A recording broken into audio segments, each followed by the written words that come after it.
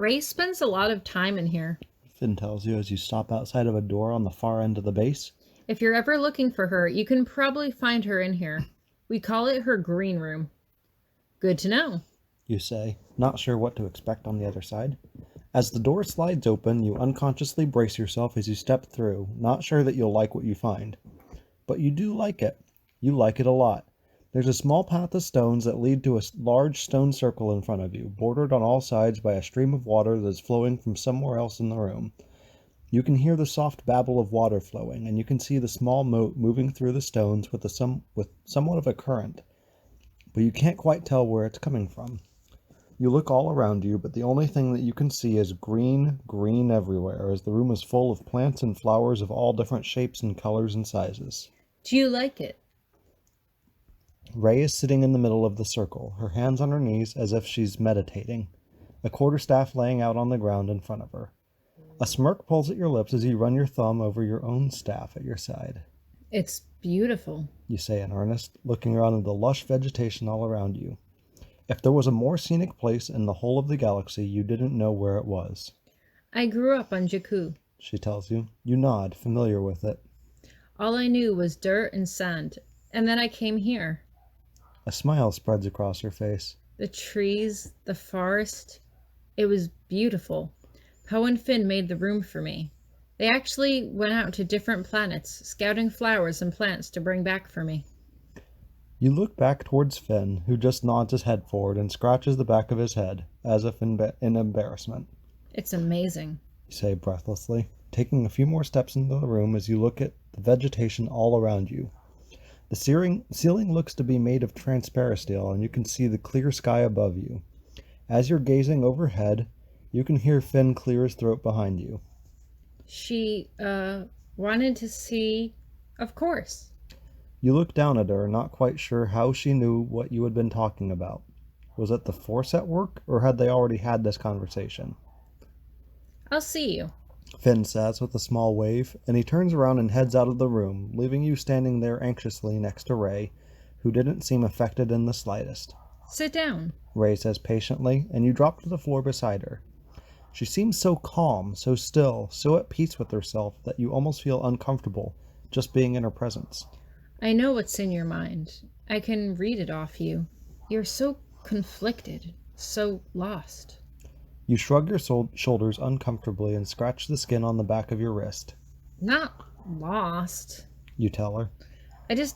I feel like I don't know who to trust. Ray just nods quietly and looks at you with an unblinking gaze, waiting for you to continue. You immediately got the feeling that she already knew everything that you knew, that you couldn't hide anything from her, and so you just get straight to the point. I already opened up to Poe and Finn today, and Leia yesterday. For some reason, I feel like I shouldn't have done that. I feel like you're betraying him. Ray asks, tilting her head to the side. Yes, you say, finding some small sense of release in their acknowledgement. Yes, exactly. I mean, I shouldn't feel like I owe him anything, and yet... You shrug. I don't really know how to explain it. Do you want to see inside my head? Maybe that'll make it easier. She seems to hesitate for just the briefest of moments, and you immediately shut your mouth. You could see inside people's heads, but maybe not everyone could? I was going to offer to let you go first, Ray says with a slight chuckle. I know how invasive it can seem. No, it's fine, you tell her. You let out a deep breath. I've held on to everything for years, mulling it over in my own head. I've talked about it with Ladson some, but he's never really been able to understand anything. Maybe you can help. I don't know. Sometimes it just feels like I'm tearing myself apart, trying to figure out what really happened up there. Okay, Ray says, holding out her hands. You look down at them uncertainly. Kylo had always touched your temple, but maybe Ray had a different way of doing things. Take my hands and focus on wherever you want me to begin. I'll do the rest. Okay. You put your palms against hers and intertwine your fingers as you close your eyes, thinking about the first day you and Sadie had arrived on base. Thinking about how you had sat around with B and the others in the living room while B gave you your first lecture aboard the Starkiller base. The first time you met Taro. The first time meeting Kylo Ren, his distinguished profile hidden beneath a signature mask. Suddenly, it feels as if your mind goes blank, but in a pleasant way. You're still aware of the auditory sensations all around you. You can hear the babble of water, listening to it drip and flow through the stream that surrounds you. You can feel the warm air thick against your face, and you inhale the pleasant aroma of flowers and fresh vegetation all around you. But your mind doesn't actually process any conscious thought. You don't think about Kylo Ren. You don't go back through the memories with her. Instead, you get the sense that Rey has dulled your mind, numbed your senses so that she could look through your thoughts while causing you as little pain as possible. It was a technique that must have required a great deal of patience and skill to master, the kind of persistence only a Jedi could have. Kylo Ren himself had been able to conquer the power behind the ability, but had never learned the discipline to make the technique as painless as possible. Not that he would ever really have a reason to. When she finally pulls away, you can feel your heart beating incredibly slowly, and you almost feel like you had just been woken out of a deep sleep, relaxed and at ease. What was that? You ask softly, almost in awe. The Force. Rey lets out a small giggle, and you brush your hair out of your face. So what do you think? If you really could read me when I walked in, you knew what I was thinking about. So what do you think? Do I really love him? Did he really love me? I'm not sure. Rey replies, and your heart momentarily skips a beat. Not sure? You struggle to hold on to the remains of blissful serenity that you had achieved only a few brief moments ago. How can you not be sure? I let you look through everything. I'm not sure because you're not sure, she says patiently. You stare at her for a moment, incredulous, before you just let your arms drop by your side. You should have known that there would be no easy answers, no easy solutions. Not even a Jedi could tell you what you really felt in your heart of hearts. Maybe Leia was right. She had sensed both light and dark inside of you, but you had thought that at your very core you had to be either one or the other. But maybe you were both. You need time. Rey tells you. Patience. You need to think. It sounded wise coming from her, but a small part of you couldn't help but reject her advice as meaningless platitudes, and she seems to sense your reluctance. But I can tell you that you can trust the people here. We want what's best for Annie and for you. We want you to be happy. Happy? You're not quite sure how to feel about this. Happiness was just a happy byproduct of different experiences, of different occasions. It wasn't anything that you had ever felt particularly inspired to achieve. What you wanted to achieve was a strict sense of self-reliance, and Leia had promised you that much, by beginning your training in the areas where you could use it most. You want to hate him, Rey tells you. You think it will be easier if you hate him, but hate will not bring you peace. It will not help you. Fear, anger, hatred. You repeat, remembering what Kylo had explained to you about the dark side of the Force. Path to the dark side. Exactly. She forces a smile before visibly hesitating. I want to show you. I know you want answers, but it's important that you try to look at this with an open mind. An open mind? I just need to know what happened. She pauses as if she's about to caution you further, but seems to decide against it. She puts her hands on her knees and bows her head. Go ahead. You hesitate for a moment. I don't want to hurt you. She looks back up at you and smiles. Don't worry. You will not cause me any pain. You let out a deep breath and decide to take her word for it. You're about to ask her what you're looking for when she says, I'll tell you what you need to see.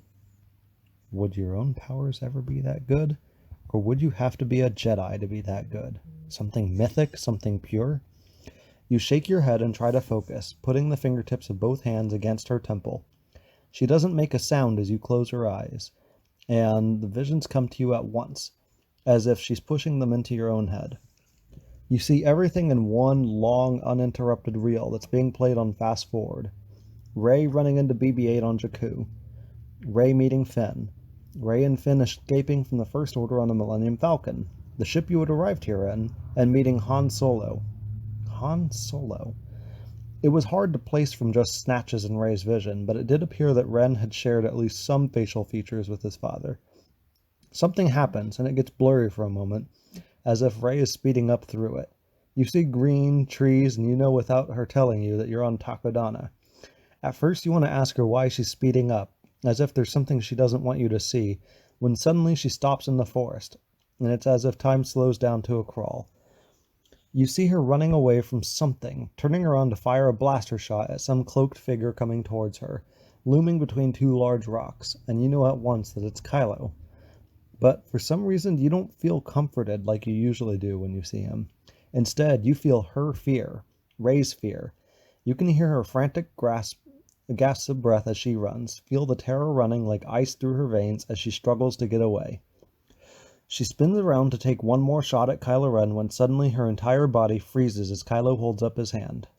The girl I've heard so much about, He says, and your heart skips a beat to hear his voice again, even through the familiar distortion of his mask. the droid. Where is it? Suddenly you can feel the warmth of the lightsaber against her neck, and your heart trembles in your chest. You think you're starting to feel yourself sweat, and in a moment you know you are, as a burst of pain jolts through your head as Kylo reaches out to probe her mind. You know he's looking for the map, but you're also halfway distracted by the fact that you notice he's not touching her, simply holding his hand out in front of her face. Was that a sign that his power had improved? Did he no longer need to be physically touching someone to read their mind, or was that simply something he had done to get closer to you? Nevertheless, you're almost shaking with fear, and you can see tears pooling in her vision as she stares out at the forest in front of her. She's trying desperately to move. You can feel her struggling to even turn her head, but she can't even do that much, and the sudden paralyzation of her limbs terrifies her in a way you can't describe. You had never been afraid of Kylo Ren this way. Never. And you think you can understand now why Rey was reluctant to let you see this. You would let Rey through your memories, let her see how you were intimate with him, although you were personally hoping she just sort of blew past the graphic depictions of your encounters with them. But for some reason, this felt 1,000 times more personal. She was not only afraid, she was absolutely petrified, in fear for her life. You had always sort of quietly embraced the possibility of your death with a keen sense of reluctance, but Rey suddenly reminded you of Sadie, helpless and terrified, without knowing how to defend herself, without knowing what new horror would await her the next time she opened her eyes. You watch as Kylo used the Force to knock her unconscious, and the next time she awoke was in an interrogation room. You immediately recognized from the walls that she was in the Starkiller base, and it made your heart jump with elation for a moment to recognize a place where you had spent so much of your time. Where am I? You hear Rey's shaky voice in your head. You're my guest. Kylo says, and you can't help but swallow as Kylo's words come back to you, after he had promised to spare your life. Slave, prisoner, guest. Rey asks about her friends, and Kylo tells her that he has no idea. The encounter is surprisingly reminiscent of when you were on the Starkiller base, asking about your friends, and Kylo had told you then, too, that he didn't know. He had simply left that up to Hux. Rey calls him a creature in a mask, and you can feel your own heart thumping loudly in your chest as he takes off his helmet. Kylo. Your entire body seems to lunge towards just the thought of him as you see his full hair, his dark eyes, his sharp nose, his full lips. It was him, just like you'd remembered him. He was there. He was real. After not seeing him for so many years with only a scarf to keep you company, it was so easy to let your mind believe that he was someone that you had just made up, even though Annie was a living, breathing reminder of your experience aboard the Starkiller base. But your enthusiasm at seeing his face again is quickly dampened by Rey's sense of fear and distrust as he draws closer to her, looming over her as he asks her about the map. She refuses to answer him, and that's when he says the same words he had said to you, although at the time, the context had been entirely different. You know I can take whatever I want. Her heart pounds in her chest, and for a moment your own heart feels like it's being shredded in half as your memory of him saying those words coincides with hers, your elation mixing with her panic. He starts to probe her mind, and you can feel her distress, her agony, as if it were your own, and for the first time since you had met him, you wanted to be away from him, to be free of him once and for all. He's able to probe through her mind, but she's able to push back against him. You can feel the power of the Force building between them as they push back against each other, and for a moment you wonder if this is what it felt like when he had been pushing at the wall in your head the first time, back when you weren't really sure how to explain the power that you had. She's able to get into his mind, too fast for you to see, but she calls him on his fear of never being as strong as Darth Vader, and he leaves the room. You're too overcome by her emotions, her terror, her panic, and you're emotionally exhausted. You want it to end there, but it keeps going. She pushes past a whole new sequence of memories, and suddenly she's there beside Finn, looking down over a long bridge as Han approaches Kylo. You can hear Kylo telling him that his son is gone, and for a moment you wonder if he means Ben, or the Kylo that you knew, was gone as well. You can hear Han telling him that Snoke is using him for his power, asking him to come home. Kylo tells him that he's being torn apart, that he wants to be free of his pain, but it doesn't sound real, not to your ears, although you're not sure if your perception is tainted as you know what's to come. Regardless, you feel Rey's bewilderment, and she spins around suddenly to see the light being eclipsed, plunging the room in total darkness. She hears the hum of his lightsaber before she sees it, but before she can even cry out, she sees the tip of the lightsaber plunge through Han's chest. You feel her shock and grief as if it's your own, and you bite your own lip to keep from crying out as Han's body tumbles to the depths below.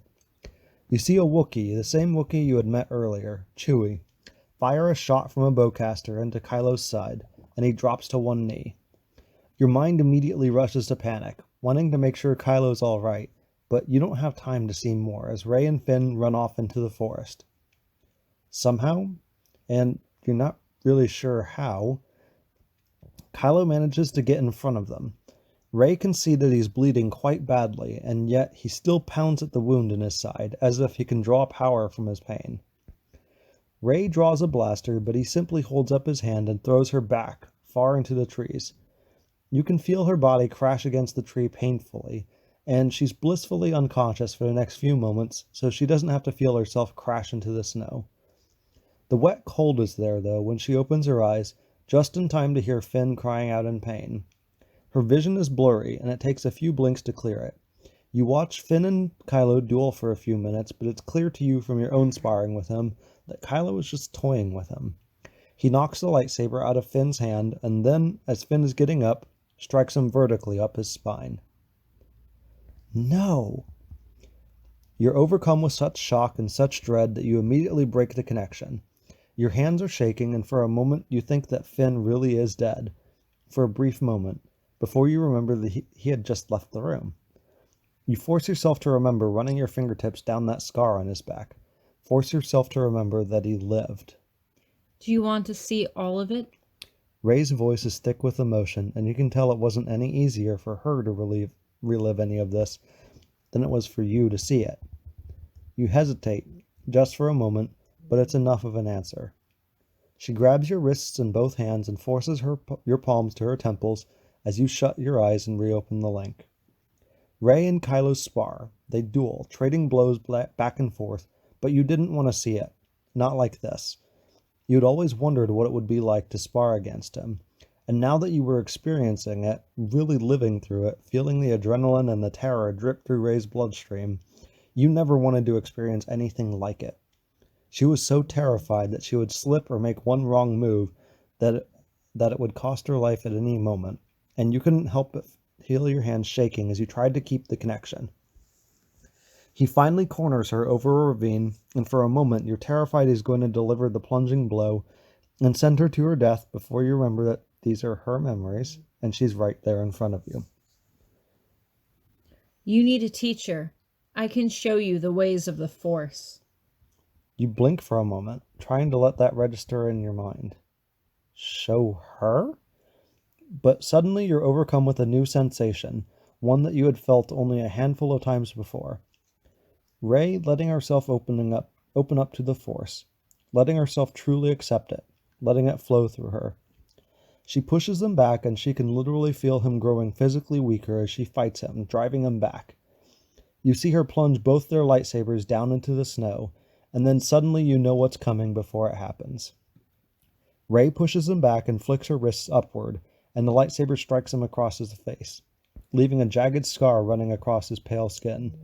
She wants to kill him. Every ounce of her is screaming to kill him, both as revenge for herself and for Finn and for Han. But she rejects the notion, rejects the dark side, and instead runs back to Finn as a chasm opens between them. You pull your hands away shakily, not knowing if there's any more to see, not wanting to see any more than there was. Your hands are trembling in your lap, and for some reason you feel as though you're about to be physically ill with all of the emotions running through you. You had never felt that afraid of them, never in your entire life, never once aboard the Starkiller base. But Rey, you had felt her emotions as if they were your own. I told you to keep an open mind. Rey says gently. Those were my experiences, my emotions. Your experience with him was quite different. But after what he did to you... Your voice trails off and you shake your head, remembering all of it in flashes. You clearly remember the jolt of terror that ran through her the first time she had set eyes on his masks. Everything in her body telling her to run. Tell me that wasn't real. You tell her. You know denial will get you nowhere, and she just bows her head, not answering. He couldn't do that. You insist. He wouldn't. Something else comes back to you. You need a teacher. I can show you the ways of the Force. What did that mean? You ask her. What did he mean by that? Did he forget about me? Did he forget about Annie? He was supposed to come back to train him. He was supposed to... No. Rey says firmly, looking back up at you. Her face is the sternest that you've ever seen it. No, he has not forgotten you. You can feel your heart rising in your chest, just for a moment, but you're almost repulsed by the sick sense of relief that fills you. How do you know? When I was able to push into his mind, I saw fear. She explains. I saw flashes of things. I saw his fear that he would never do what he wanted to accomplish. He wants power and authority above all else, but he has many fears, and in it, I saw you. Saw me? You ask. You mean he was afraid of me? She shakes her head. I didn't know it was you at first. Rey tells you. I had never met you. But when Leia told us about a girl that was coming to the base, a girl that had given birth to Kylo Ren's child, I knew it was you. I just knew. She hesitates. I didn't know for sure until I saw your memories just now, but I think he wanted to protect you. You and Annie both. So it was real? You demand. What he felt for me was real? She looks at you, and you can see real pity in her eyes. That doesn't matter. She says patiently. What matters is how you feel. I feel... You cover your face with both hands. Confused. Overwhelmed. Angry. Seeing what he did to you, to Finn, to his own father. You shake your head. I don't know you, any of you. Not really, but you've been kind to me. You didn't deserve that. But this is a war. Rey tells you, repeating your own words back at you. And in war, a war innocent people keep getting swept up in. You insist. If BB-8 hadn't met you back on Jakku... She smiles, a soft, knowing smile, and you stop to stare at her. Sometimes good things can come out of the bad. She tells you. It's more complicated than you know, but this was my destiny. To become a Jedi, that was always my destiny. You stare at her, lips pursed. And what about me? What about my destiny? You need to decide that for yourself. She says patiently. You feel yourself start to get overwhelmed again, start to feel like crying, and you don't know what you can do to stop it, but all you know is you don't want to cry right here, right in front of her. What am I? You ask her. Can you tell me that much? Am I dark? Am I light? What am I? You are what you choose to be. Rey says firmly. I will train you. You will get stronger, and you will be able to figure out where your power lies. You take a few deep breaths in and out, trying to get yourself under control. This has nothing to do with Kylo. You say at length. He taught me how to channel the Force, and we had the Force bond, and I think I let it consume me to some extent. I think part of me wanted to be consumed, to be with him. I would have done anything. You shake your head. Is that wrong? It's not wrong. Ray tells you. You wanted power to protect your friends. But at what point did it go past that? You ask her. At some point it went past that, and I don't know where. I don't know where I ended and Kylo began. I don't know. You lock both your hands together and press them to your mouth, pushing your knuckles past your lips.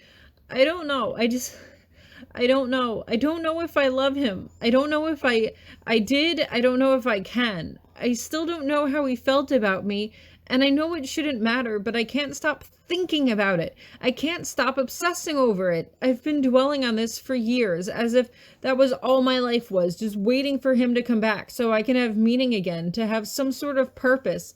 And I was never like that before, and I don't know if I lost myself or if I was always that way, or how to go back to the way I was if I wasn't.